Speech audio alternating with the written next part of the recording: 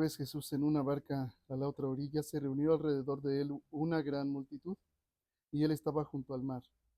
Y vino uno de los principales de la sinagoga llamado Jairo, y luego que le vio se postró a sus pies, y le rogaba mucho diciendo: Mi hija está agonizando. Ven y pon las manos sobre ella para que sea salva y vivirá. Fue pues con él y le seguía una gran multitud y le apretaban. Pero una mujer que desde hacía 12 años padecía de flujo de sangre y había sufrido mucho de muchos médicos y gastado todo lo que tenía y nada había aprovechado, antes le iba peor. Cuando oyó hablar de Jesús, vino por detrás entre la multitud y tocó su manto, porque decía: Si tocare tan solamente su manto, seré salva. Y enseguida la fuente de su sangre se secó, y sintió en el cuerpo que estaba sana de aquel azote. Luego Jesús, conociendo en sí mismo el poder que había salido de él, volviéndose a la multitud, dijo: ¿Quién ha tocado mis vestidos? Sus discípulos le dijeron: ¿Ves que la multitud te aprieta y dices: ¿Quién me ha tocado? Pero él miraba alrededor para ver quién había hecho esto. Entonces la mujer, temiendo y temblando, sabiendo lo que en ella había sido hecho, vino y se postró delante de él y le dijo toda la verdad. Y él le dijo: Hija, tu fe te ha hecho salva. Ve en paz y queda sana de tu azote. Mientras él aún hablaba, vinieron de la casa del principal de la sinagoga diciendo: Tu hija ha muerto. ¿Para qué molestas más al maestro? Pero Jesús, luego que oyó lo que se decía, dijo al principal de la sinagoga: No temas, cree solamente. Y no permitió que le siguiese nadie, sino Pedro, Jacobo y Juan, hermano de Jacobo. Y vino a casa del principal de la sinagoga, y vio el alboroto y a los que lloraban y lamentaban mucho. Y entrando les dijo: ¿Por qué alborotáis y lloráis? La niña no está muerta, sino duerme. Y se burlaban de él. Mas él, echando fuera a todos, tomó al padre y a la madre de la niña, y a los que estaban con él, y entró donde estaba la niña. Y tomando la mano de la niña le dijo: Talita cumi, que traducido es: Niña, a ti te digo, levántate. Y luego la niña se levantó y andaba, pues tenía 12 años, y se espantaron grandemente. Pero él les mandó mucho que nadie lo supiese, y dijo que se le diese de comer. Hasta ahí. Vamos a ver pues esto que el Señor me ha dado para ustedes y para mí también el día de hoy. Así que habíamos leído en el verso uh, 35 del capítulo 4 que Jesús dijo: pasemos al otro lado. Y ya vimos que cuando el Señor, que es Dios, habla y dice pasemos al otro lado, no importa la tormenta que venga,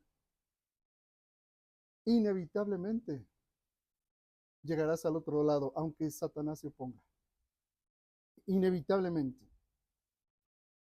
Y el reclamo del Señor fue: ¿por qué están así amedrentados? ¿Sí? Así les dijo: ¿por qué no tienen fe? Pero ahí fue el Señor el que ordenó pasar al otro lado en una barca. Y fue y liberó al Gadareno, y ya lo vimos, todo eso en las últimas 3 sesiones o 4. Pero el día de hoy es exactamente el asunto inverso. Aquí es completamente diferente. Es, digamos que circunstancias parecidas, pero completamente inversa. Aquí no habla Jesús.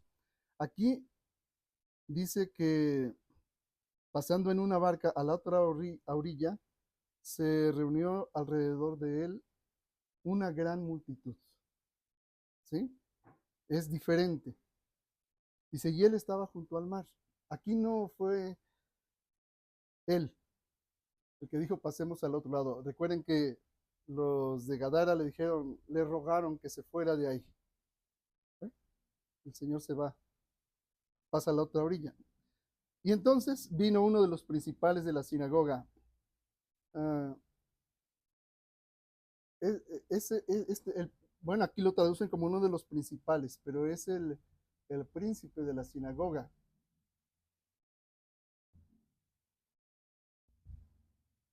Su raíz es la palabra arjé también. Es decir, él es la cabeza, el que expone la palabra de Dios en la sinagoga. Y recuerden que en las sinagogas, para que hubiese tal, se requería un mínimo de 12 jefes de familia. Así que habían 12 jefes de familia y en esa época las familias tenían muchos hijos. Además, unas 60 personas más o menos, mínimamente, más o menos. Y este se llamaba Jairo. Dice, y luego que le vio se postró a sus pies. Esto es importante, porque estamos viendo todavía no que Jesús haya sido glorificado, sino que Jesús está mostrando ante el pueblo del pacto como el Mesías y está señalando que Él es el Mesías. Entonces lo que hace aquí el príncipe de la sinagoga es que se postra a sus pies, no es que le adore todavía, pero hay en él un reconocimiento de autoridad, de superioridad en Jesús, aunque todavía no descubre quién es exactamente, porque nada más se postró a sus pies y le rogaba mucho diciendo, mi hija está agonizando. Para ver a los más jovencitos, ¿saben qué es cuando una persona está agonizando? Agonía viene de la palabra combate y significa los últimos momentos de tu vida, cuando estás exhalando ya el espíritu, cuando ya estás muriendo. Eso significa que lo que le dijo Jairo al Señor, mi hija está agonizando, mi hija está muriendo ya. Así que ya no hay nada que hacer, ya no hay absolutamente nada que hacer. Ya se está muriendo, en cualquier instante fallece. Dice, ven y pon las manos sobre ella. Y escuchen bien estas dos palabras, para que sea salva y vivirá. ¿Por qué no dice nada más para que sea salva? Aquí dice, para que sea salva y vivirá. Porque en el arameo que habla el Señor, la palabra salvar y sanar son la misma palabra. Pero aquí Jairo está expresando las dos situaciones, la espiritual y la física. Porque no tenía que decir más que para que sea salva. Y ya, era suficiente. Pero no, él dijo, para que sea salva y vivirá. Es decir, que toques su vida espiritual y que físicamente viva. Así que no se está refiriendo solamente a que viva físicamente, sino que sea salva. Si alcanzan a notar esto, esto es muy importante por el desarrollo de todo lo que vamos a ir viendo. No solo quería que su hija viviera, quería que fuese salva. Y Jairo está en el proceso de reconocer que Jesús es el Mesías. Todavía no lo sabe con claridad. Él está ante una situación sumamente dolorosa porque, como nosotros sabemos, si un hijo pierde a sus padres, es un huérfano. Hay palabra para ello. Si una esposa pierde a un esposo, es viuda o viudo. Pero ¿se han dado cuenta que no existe una palabra que defina cuando un padre o una madre pierde a su hijo? No existe. Es algo tan doloroso, tan inconcebible, que ni siquiera hay palabras para ello. No existe una palabra en la que se defina cuando un padre pierde a su hijo o a su hija. Entonces, bien, el peso de la súplica de él. Ven y pon las manos sobre ella, porque los judíos sabían que la imposición de manos es un acto de bendición. El Señor ordenó cómo bendecir al pueblo, les dijo a los sacerdotes, recuerden, y esa es muchas veces la bendición final que pronunciamos: el Señor te bendiga y te guarde. El Señor haga resplandecer su rostro sobre ti y tenga de ti misericordia. El Señor alce su rostro sobre ti y ponga en ti paz. En el nombre de Jesús. Bueno, por eso es que Él pide que la bendiga, para que sea salva y vivirá. Así que Jairo ya tenía una noción de que era el Mesías. Recuerden que el misterio de quién es Jesucristo es una revelación progresiva. Y aquí estamos en la parte donde Jesús todavía no es glorificado, pero está manifestando que Él es sacerdote, profeta y rey. ¿Quiénes bendecían al pueblo con la imposición de manos? Los sacerdotes. Entonces Jairo tenía cierta noción de que Jesús era más que un maestro, como dicen más adelante. No era solo un maestro, era más que un maestro. Quizás ya intuía, ya discernía un poco que era el Mesías, pero no tenía un conocimiento cabal de que era el Mesías. Pero entendía lo suficiente para decir: pon las manos sobre ella para que sea salva y vivirá. Entonces ya entendemos un poco mejor lo que significa esta pequeña oración. Dice, fue pues con él y le seguía una gran multitud y le apretaban. Aquí entramos todos nosotros igual. Los que le seguían, la gran multitud, tenía muchas ideas. Uno pensaban que era Juan el Bautista que había resucitado, otros que Elías, otros que un profeta, otros que el Cristo. Jairo estaba entre ellos. Lo vamos a ver más adelante por qué. Ya estaba en ese proceso. Y así hay muchas personas, igual que actualmente, siguen a Jesús y le aprietan. Están en la congregación y están en su presencia y están rodeados y le rodean. Pero esto es lo que no hace notar el Evangelio. Puedes estar apretando a Jesús y no recibir nada de él, aunque creas en él, aunque pienses que es o Juan el Bautista, o el Mesías, o un maestro, o un profeta, o un gran hombre, o incluso Dios, pero con un entendimiento equívoco de qué clase de Dios es Jesús. Y así la multitud le apretaba.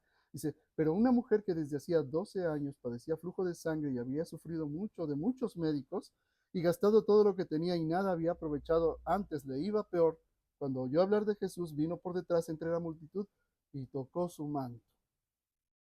Algunos ya lo saben porque alguna vez se lo he mencionado, pero muchos de ustedes no. ¿Qué significa esto? Esto alude a una profecía del Antiguo Testamento en Malaquías. Vayan rápidamente allí al profeta Malaquías.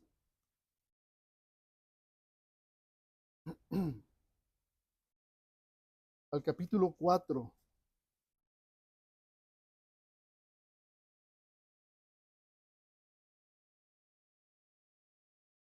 Y al verso número 2. Y está hablando aquí precisamente del Cristo, del Mesías.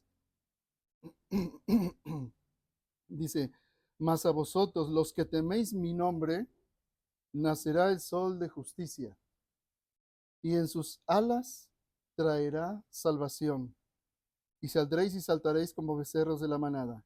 Ahora bien, otras traducciones lo dicen así, y nacerá el sol de justicia, y traerá en su tzitzit. ¿Qué es el tzitzit? Aquí dice, en sus alas traerá salvación, pero las alas a que se refiere son los flecos del manto. Ese es el tzitzit, esas son las alas. La mujer dijo, si tan solo tocare su manto, seré salva. Por eso cuando yo hablar de Jesús, vino por detrás entre la multitud y tocó su manto. Y aquí vemos que lo que nos dice el Evangelio es que también, así como Jairo, entre la multitud que apretaba a Jesús, había una mujer que tenía presente la escritura y la profecía y entendía que cuando viniera el sol de justicia, el sol que nace de lo alto, ¿recuerdan al profeta Zacarías cuando bendijo a su hijo Juan el Bautista? y que dijo, por la entrañable misericordia de nuestro Dios, nos visitará el sol que nace de lo alto, para iluminar a los que viven en tinieblas y en sombras de muerte, para guiar nuestros pasos por el camino de la paz. Y a ti, niño, te llamarán profeta del Altísimo, porque irás delante del Señor, del sol que nace de lo alto, a preparar sus caminos, anunciando a su pueblo la salvación, el perdón de sus pecados. Entonces, aquí el profeta Malaquías habla que nacerá el sol de justicia, el Mesías, el Cristo. Dice, y en sus alas traerá salvación, y saldréis y saltaréis como becerros de la manada. Hollaréis, o sea, pisarán a los malos, los cuales serán ceniza bajo las plantas de vuestros pies, en el día en que yo actúe, ha dicho Jehová de los ejércitos. ¿En qué día? En el día que yo actúe, en el día que venga el sol de justicia. Aquí, con Jairo, ya llegó ese momento, en el día en que Dios actuó. Y ella reconoció, tenía presente la palabra de Dios, había obedecido al mandamiento de Dios. O escucha, Israel, guarda estas mis palabras, marca con ellas tus manos, ponlas como frontales en tus ojos, habla de ellas acostado y yendo de camino, en la noche al acostarte, al despertar. Y por esa presencia de esa palabra, él supo reconocer que Jesús es el sol que nace de lo alto. Por eso es que ella pudo decir, verso 28, porque decía, si tocare tan solamente su manto, seré salva. Pero ella se enfrentaba a una situación sumamente peligrosa. Peligrosa, porque también la ley tenía esta orden. Vayan a Levítico capítulo 15, verso 25. Levítico capítulo 15, verso 25. Fíjense lo que dice la ley. Y la mujer cuando siguiere, perdón, y la mujer cuando siguiere el flujo de su sangre por muchos días, fuera del tiempo de su costumbre, o sea, fuera del tiempo de la menstruación, o cuando tuviere flujo de sangre más de su costumbre, todo el tiempo de su flujo será inmunda, sucia, contaminada. Inmunda, como en los días de su costumbre. Toda cama en que durmiere todo el tiempo de su flujo le será como cama de su costumbre, y todo mueble sobre el que se sentare será inmundo, como la impureza de su costumbre. Ahora escuchen bien, cualquiera que tocare esas cosas será inmundo. Y lavará sus vestidos y asimismo se lavará con agua y será inmundo hasta la noche. Y cuando fuere libre de su flujo, contará 7 días y después será limpia. El octavo día tomará consigo 2 tórtolas o 2 palominos, los traerá el sacerdote a la puerta del tabernáculo de reunión, y el sacerdote hará del uno ofrenda por el pecado y del otro holocausto, y la purificará el sacerdote delante de Jehová del flujo de su impureza. Jesús es el sumo sacerdote. Al instante en que tocó al Señor, al instante quedó libre, porque Jesús es el sumo sacerdote, Él es el Mesías, como ella lo entendió. Y recuerden que todo el Antiguo Testamento es figura y sombra del Nuevo, y toda la ley apunta hacia la persona de Cristo. Por eso dice aquí, y el sacerdote hará del uno ofrenda por el pecado y del otro holocausto, y la purificará el sacerdote delante de Jehová del flujo de su impureza. Ahora fíjense, así apartaréis de sus impurezas a los hijos de Israel, a fin de que no mueran por sus impurezas, por haber contaminado mi tabernáculo que está entre ellos. ¿Qué significa el nombre de Manuel? Dios con nosotros. Aquí dice, así no mueran por sus impurezas. Había una pena de muerte para todo aquel que siendo impuro tocare a un rabino o a un sacerdote, o siendo impuro, contaminar al pueblo. Había una pena de muerte. No era cualquier cosa. Dice, a fin de que no mueran por sus impurezas, por haber contaminado mi tabernáculo que está entre ellos. Emanuel es Dios con nosotros. El Santo de Israel, Dios, Yahvé, Jehová, estaba entre nosotros y todos le apretaban. Pero ella le reconoció. Pero la ley decía que ella era inmunda. Y por ser inmunda, al ir entre la multitud que apretaba a Jesús, ¿ustedes creen que ella no apretaba a los demás o los demás a ella? También. Y para irse abriendo paso en una multitud que aprieta a Jesús, ella también tuvo que meterse como en las tortillas, ¿verdad? Cuando antes, hace años era, y a la fuerza. ¿Y qué tal? Pues así era antes, ¿verdad? Y tuvo que abrirse paso haciendo inmundos a todos. Y al atreverse a tocar a un rabino, su sentencia era la muerte. Ese era el peso de la decisión que ella tomó. Así que reconocer que Jesús es el Mesías, a ti te va a implicar tomar una decisión radical que va absolutamente en contra de la ley. Fíjense bien.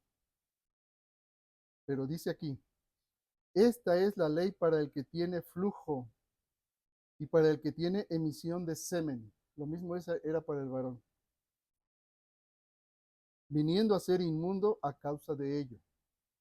Y para la que padece su costumbre, y para el que tuviere flujo, sea varón o mujer, y para el hombre que durmiere con mujer inmunda. Entonces ya vemos el sentido. Ahora regresemos a Marcos. Verso 28, porque decía, si tocare antes, uno antes, 27, cuando oyó hablar de Jesús, vino por detrás entre la multitud y tocó su manto. Se tuvo que haber esforzado bastante porque apretaban a Jesús.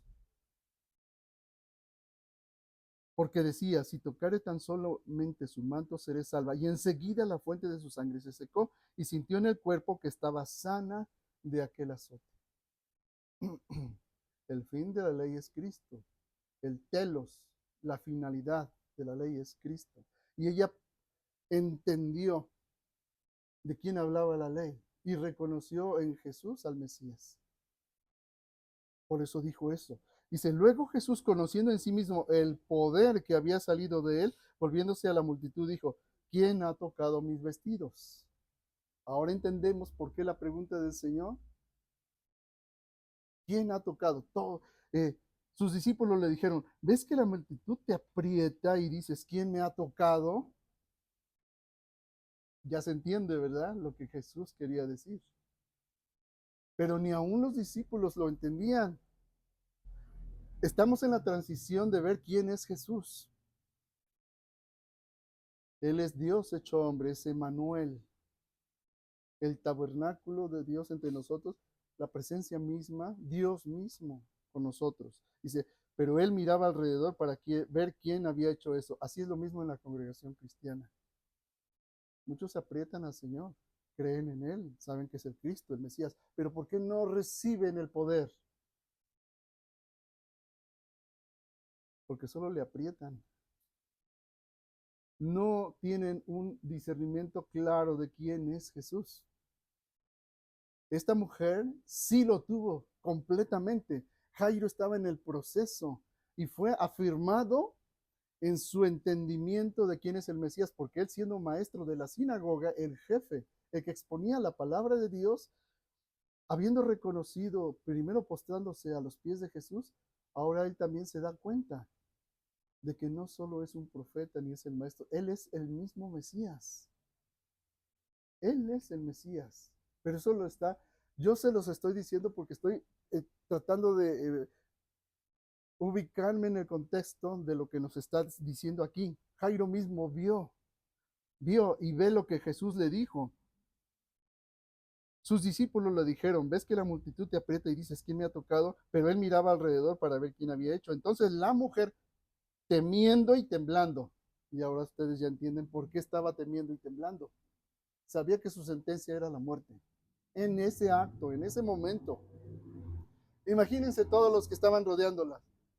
Tenían que purificarse una multitud durante 7 días y luego hacer los sacrificios al templo y hasta que el sacerdote les dijese que ya estaban limpios, eh, se habría hecho todo un caos conforme a la ley, ¿verdad?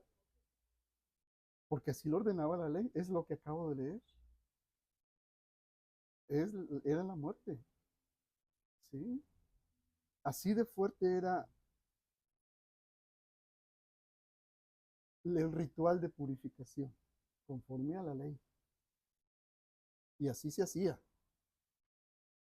Por eso ella, dice aquí el verso 33, entonces la mujer, temiendo y temblando, sabiendo lo que en ella había sido hecho, vino y se postró delante de él y le dijo toda la verdad.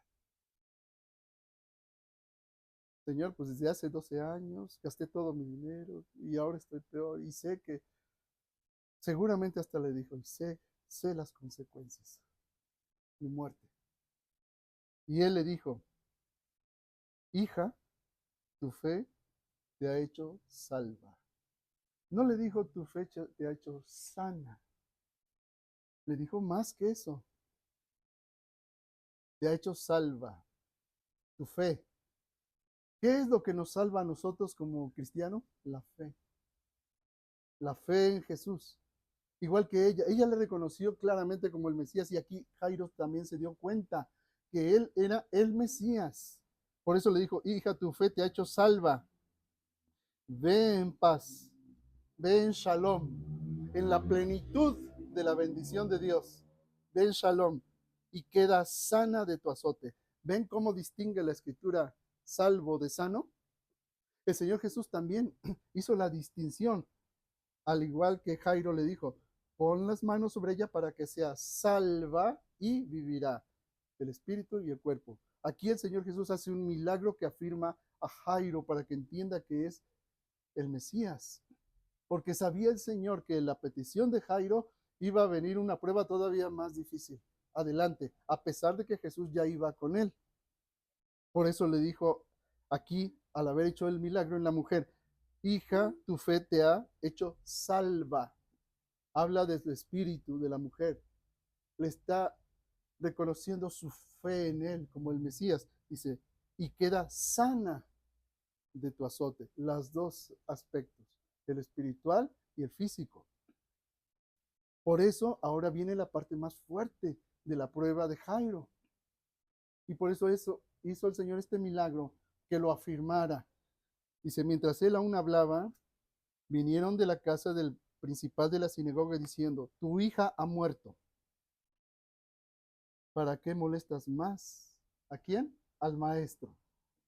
¿Qué era para todos el maestro? No era el Mesías. Pero Jairo vio delante de su sufrimiento, por el cual se postró ante Jesús,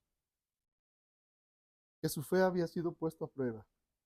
Ve el milagro en la mujer y seguramente el corazón de Jairo se alegró muchísimo porque dijo, si ya está seguro ahorita llegando a la casa, mi hija es salva y será sana, seguro.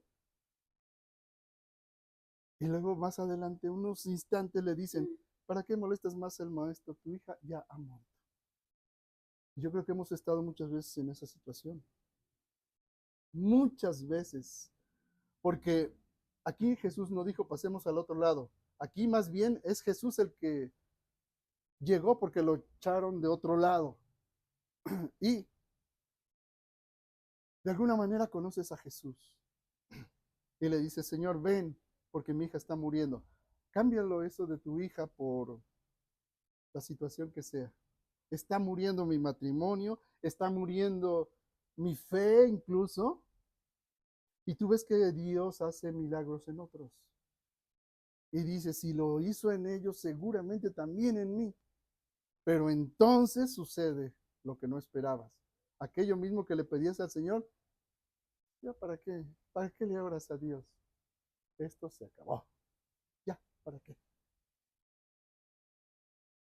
Pero están hablando del Maestro, no están hablando del Mesías, de Cristo, de Dios, de Emmanuel entre nosotros.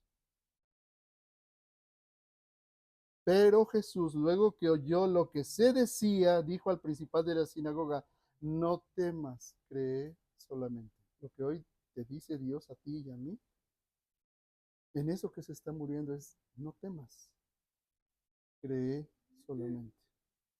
Cree solamente. Aquí es la palabra pisteuo. No es el creer de lengua, de boca. No es el creer en la mente. Es el creer que obedece. Es el escucho y obedezco. Cuando el Señor le dice, no temas, cree solamente, es ten fe, pistis, pisteuo, la fe que escucha la palabra de Dios y la obedece. Eso es lo que le está diciendo. No temas, solamente cree. Y mucho de lo que Dios dice a lo largo de toda la escritura, cuando se aparece a alguien, es no temas. El ángel de Jehová cuando se aparece dice, no temas, no temas, no temas. Constantemente dice, no temas. A ti te dice constantemente, no temas. Solamente cree. Ten una fe obediente. Porque puedes tener una fe que no obedece y esa es la fe de los demonios. Creen, pero sin obedecer. Y Jairo es testigo ocular de un milagro maravilloso que incluso sobrepasa el mandato de la ley, que declara a esa persona que transgredió conscientemente la ley digna de muerte.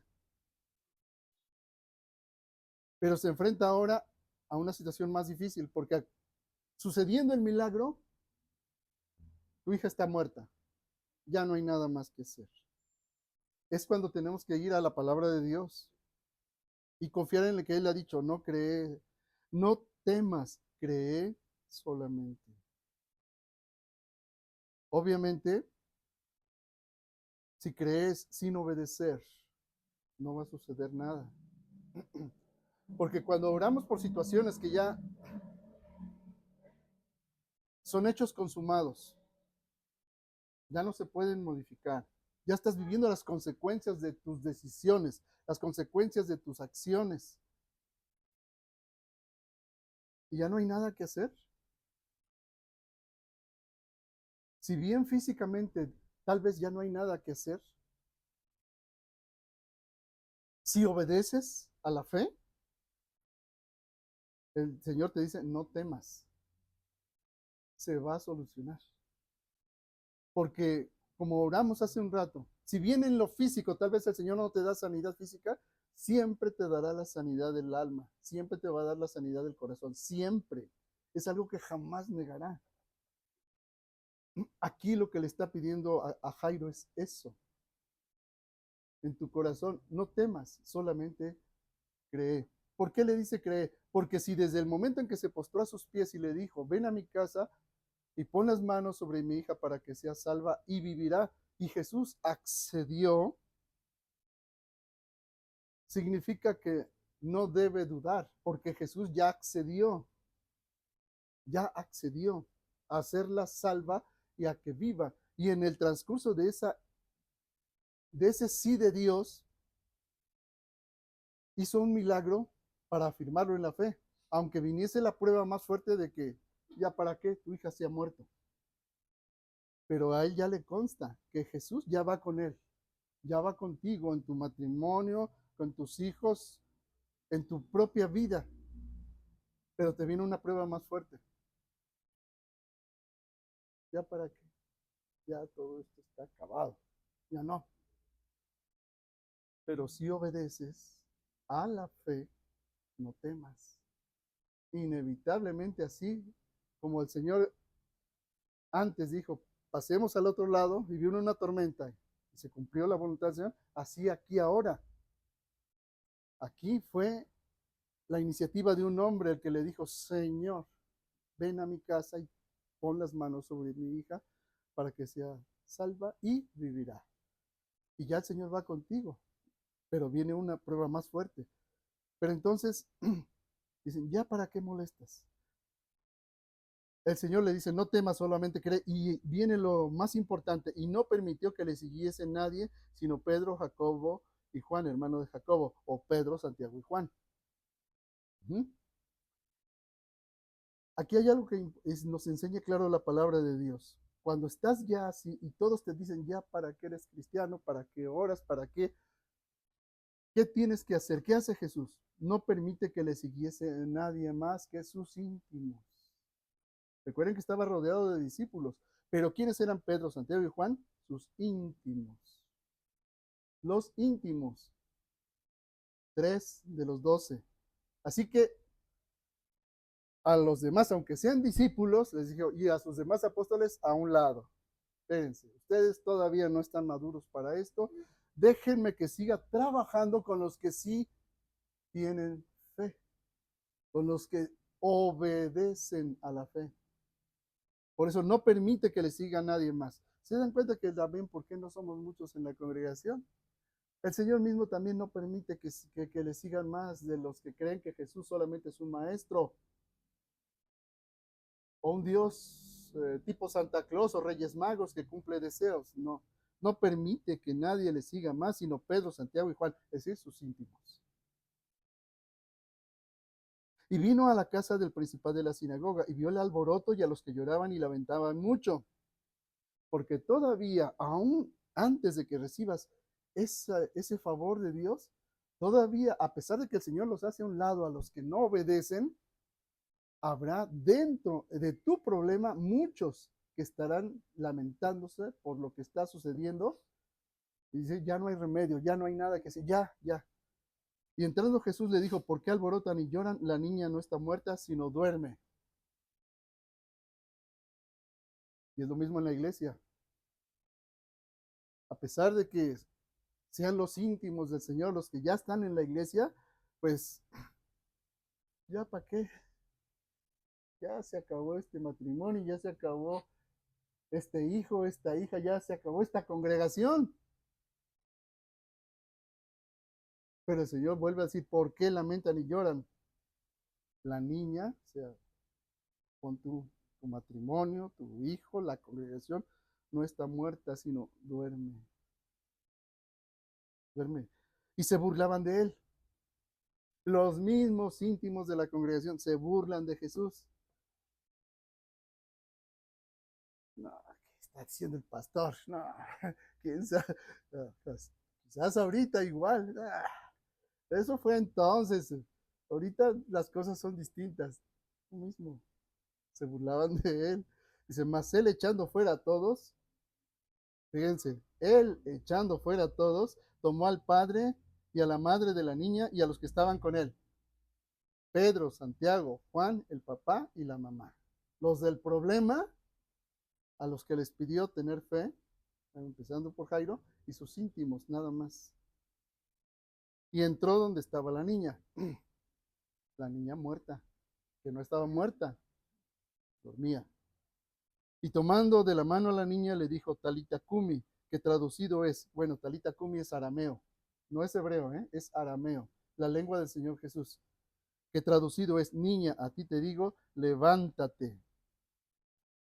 Es decir, resucita, la palabra geiro, resucita. Y luego la niña se levantó y andaba, pues tenía 12 años. Una niña dejaba de ser niña a los 12 años. A los 12 años ya se podía casar. No le piensen aquí, los de aquí, eso, porque las cosas son diferentes ahora. ¿Sí? Tienen que madurar primero, emocional y espiritualmente, antes de quererse casar. Pero bueno. Luego la niña se levantó y andaba, pues tenía 12 años. Y se espantaron grandemente. Fíjate, Jairo mismo, su esposa, sus 3 íntimos se espantaron. Porque aunque ya habían reconocido que era el Mesías, no imaginaban hasta dónde significa Emmanuel, Dios con nosotros, Dios hecho carne. Él trajo a luz la verdad con el Evangelio, lo hizo, la luz y la verdad. Por eso se espantaron. ¿Quién no se espanta cuando ve que ya algo que está muerto, ¡pum!, Dios lo resucita? Eso es lo que sucede también cuando un miembro aquí en la congregación entra muerto en sus delitos y pecados, en su espíritu, y sale vivo, porque es sellado con el Espíritu de Dios. Es el milagro más grande que podríamos ver. Más grande que ver sanar a una mujer con flujo de sangre que perdió toda su fortuna y 12 años azotada y rechazada por toda la sociedad, porque la ley así lo marcaba, ella estaba proscrita. Ella no podía participar en los ritos del templo, no podía participar en la adoración, no podía estar en la sociedad, ni ir al mercado, ni nada. Imagínense la condición de esa pobre mujer, 12 años.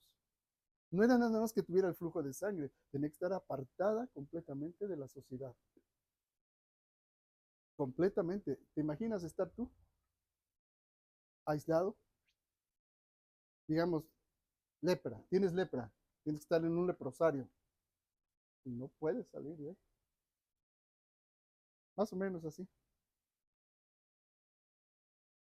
Por eso es que dijo el Señor: ¿por qué alborotan y lloran? La niña no está muerta, sino duerme. Y se burlaban de él. Mas él, echando afuera a todos, tomó al padre y a la madre de la niña y a los que estaban con él, y entró donde estaba la niña. Y tomando la mano de la niña, le dijo: Talita cumi, que traducido es: niña, a ti te digo, levántate, resucita. Y luego la niña se levantó y andaba, pues tenía 12 años. Y se espantaron grandemente. Yo creo que ahora ya no nos espantaríamos, porque ahora entendemos esto. Ha pasado más la revelación, ha sido mayor. Ahora nos gozamos y nos alegramos en que alguien que estaba muerto en su espíritu, en sus delitos y pecados, resucite y viva. Nos alegramos de que un pecador se arrepienta y vuelva cuando estaba perdido y es hallado. No nos espantamos, nos gozamos grandemente. La escritura dice: sepan ustedes, hermanos, que el que haga volver a alguien de su mal camino, salvará un alma y cubrirá multitud de pecados. Salvará un alma de perdición. Entonces nosotros ya no nos espantaríamos, porque ahora entendemos con claridad quién es Emmanuel, quién es Dios con nosotros. Es más, ya es Dios en nosotros. ¿Sí? Ahora, termina así con el verso 43. Pero él les mandó mucho que nadie lo supiese y dijo que se le diese de comer. Fíjense, a los que se burlaron de Jesús, a los que le apretaban y no permitió que entraran, y luego a los que dentro se burlaban, los quitó, y ni a esos el Señor no quiso ni que lo supieran. Muchas veces Dios hace cosas hermosas en nosotros, y nadie más lo va a saber, porque no son dignos ni de saberlo, porque solo aprietan a Jesús, pero no obedecen, o solo estando dentro todavía de la congregación, se burlan. Dicen: y muchas veces lo que Dios obra se queda solo en el que lo recibió y en sus íntimos. Nada más. Y yo soy testigo de eso. Dios ha hecho muchas cosas en las que solo las saben quien ha recibido ese favor. Y a veces ni toda la congregación lo sabe. Porque así obra Dios. Porque lo único que te pide es: cree solamente. Ten una fe obediente. Una fe pistis. No una fe de oídas, no una fe informada, sino una fe que hace las obras de la fe. Las obras de la fe son la obediencia a esa fe. Y así se demuestra por tus obras la fe. No que tus obras te salven, sino que tus obras manifiestan tu obediencia a la fe. Aquí Jairo se espantó porque recibió muchísimo más de lo que esperaba, pero Dios lo preparó. Cuando le dijo que sí y caminó con él hacia su casa, vio un milagro muy grande en la mujer y se afirmó en que era el Mesías, pero recibió una prueba todavía más grande al ver que su hija había muerto, y el Señor le dijo: no temas, solo cree. Y es lo que el Señor nos pide a nosotros. Sabemos que estamos en un mundo en guerra. Estamos en guerra. Y el que está despierto entiende claramente que el sistema de este mundo está diseñado para que no obedezcas a Dios, para que se disuelva la familia, para que se rompan los matrimonios, para que digas, híjoles, si me hubiera casado con aquel o con aquella, o si hubiera estudiado esto, o si hubiera... No, te casaste exactamente con la persona que te tenías que casar. Porque ambos, antes de llegar a Cristo, estaban muertos en sus delitos y pecados, rotos, apartados de Dios. Ahora, que los dos fueron llamados a Cristo y luego uno obedece y el otro no, eso es otra cosa. No temas, solo cree. Empieza a obedecer lo que Dios tiene que hacer en tu matrimonio, con tus hijos, los hijos con los padres, y verás el fruto de tu obediencia. A lo mejor te espantas, que dices, el Señor dice, levántate, resucita, pero haz lo que tienes que hacer. Pero aquellos que se burlan o que solo aprietan al Señor, el Señor los echa fuera y no permite que estén con ellos y no van a recibir nada. La carta de Santiago dice, pero el que pide dudando, se parece a las olas. Dice, el que tal haga, no espere recibir nada del Señor. Nada. Dios nos pide una fe que obedece. No te dice, cuando te sientas bien, cuando sientas bonito, cuando sientas ganas. No, la obediencia es un acto de voluntad libre. La obediencia a la fe es ejercer una acción que no está siendo obligada, sino es un acto de fe, es un salto de fe. Por eso es un salto de fe. Tú estás parado en la orilla de un risco y me acuerdo de este ejemplo porque es real. Está un escalador y cae y se atora en una rama. Ahí está. Necesita salvación. Pero llega la noche y llega la salvación. Y en la noche, cuando no ve nada, le gritan desde abajo. Y Dios le dice, se pone a orar a Dios y le dice, Señor, sálvame. Y el Señor le habla y le dice, suéltate de la rama. Estás en un risco. Estás agarrado de una rama. Es lo único que te sostiene de la caída. Haces oración y el Señor te dice, suéltate de la rama. ¿Qué vas a hacer? No es Dios, te reprendo, Satanás. Pero es Dios. Y te dice, no temas, solo cree. Y ahí está. ¿Qué vas a hacer cuando el Señor te ordena hacer algo conforme al Evangelio? Es de noche, tienes frío, ya te duelen los brazos, te caíste. Dice, si me suelto me mato. Pero Dios ya me habló y me dijo, no temas, solo cree.